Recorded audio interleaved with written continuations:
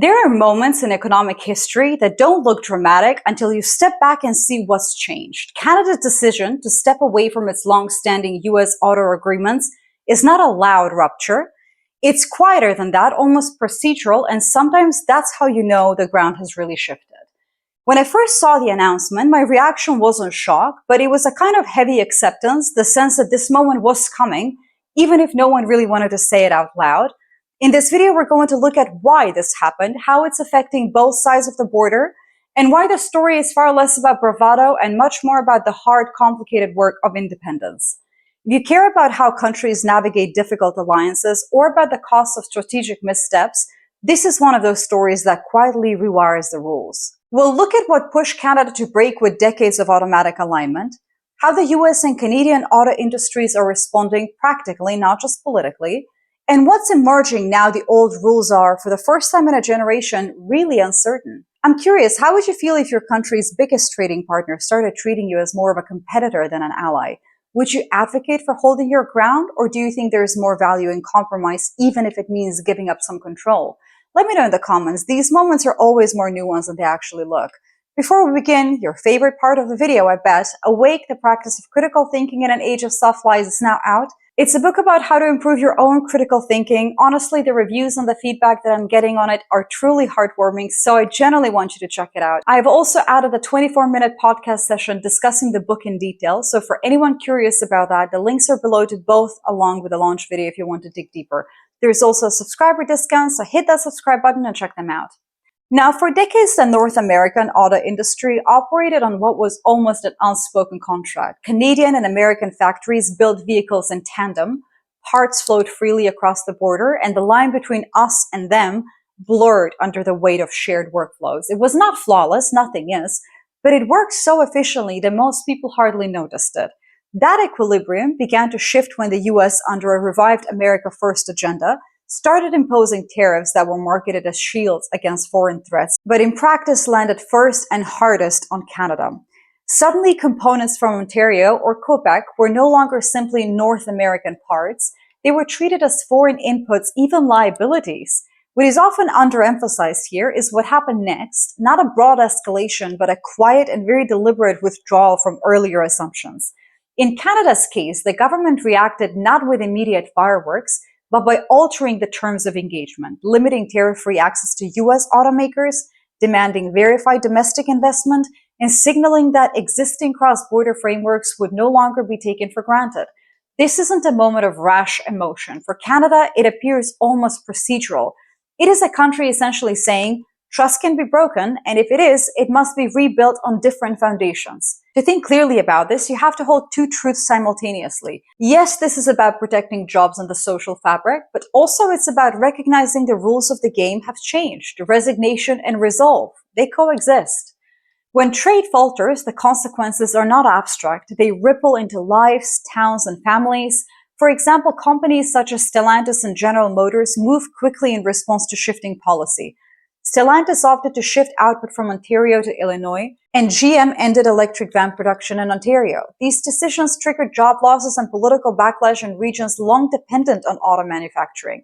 But what stands out to me more than the speed is a certain quiet resignation. Communities in Ontario, especially in places like Windsor and Brampton, that are used to uncertainty, sense something different this time. The old safety net of predictable US demand and cross-border industrial flow seem to no longer be reliable. Meanwhile, across the border, US plants are feeling the pressure as well. Supply chains that once operated with near seamless precision are now facing delays as well, cost increases, and the kind of policy volatility that is hard to plan around.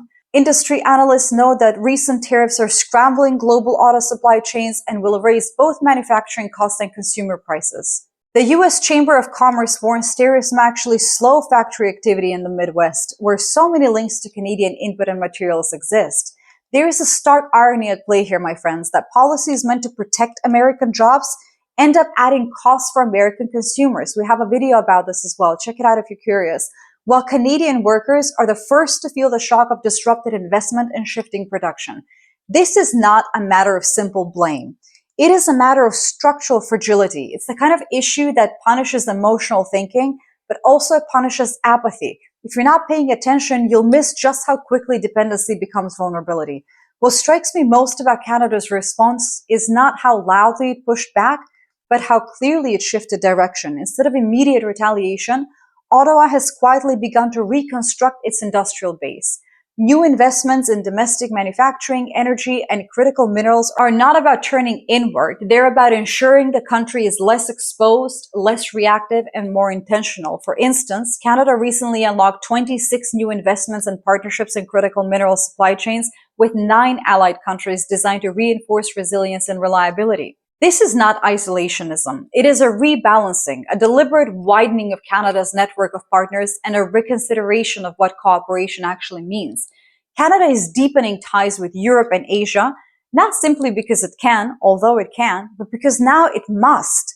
As Minister Melanie Joly put it, we need to increase our influence at a moment of shifting global trade and security dynamics. Consider the institutional markers on the shift as well. The government's October 2025 plan emphasized that Canada's industrial leadership would be built on domestic strength and resilience, not an assumption of cross-border calm. A Canada-EU industrial policy dialogue launched in July 2025 opened a concrete work plan for cooperation, signaling equal engagement rather than default alignment. The 2025 budget and allied commentary highlight critical minerals and energy as strategic pillars, not just for exports, but for domestic capability and sovereignty. At the political level, Prime Minister Mark Carney and Minister Joly have become symbols of this moment, not because of shouting headlines, but because of discipline and clarity. The message is essentially cooperation is not automatic, access is not entitlement.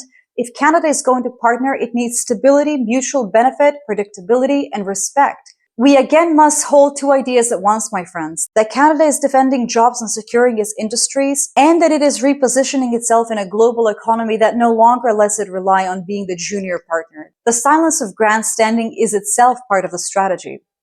While headlines often zero in on the tariffs, trade announcement, and political rhetoric, something deeper is unfolding under the surface in my view. Canada's response has leaned less towards dramatic retaliation and more towards a measured combination of resilience and realism, pausing certain campaigns, reopening negotiations, yet refusing to yield on core interests. Meanwhile, everyday choices are reflecting that shift.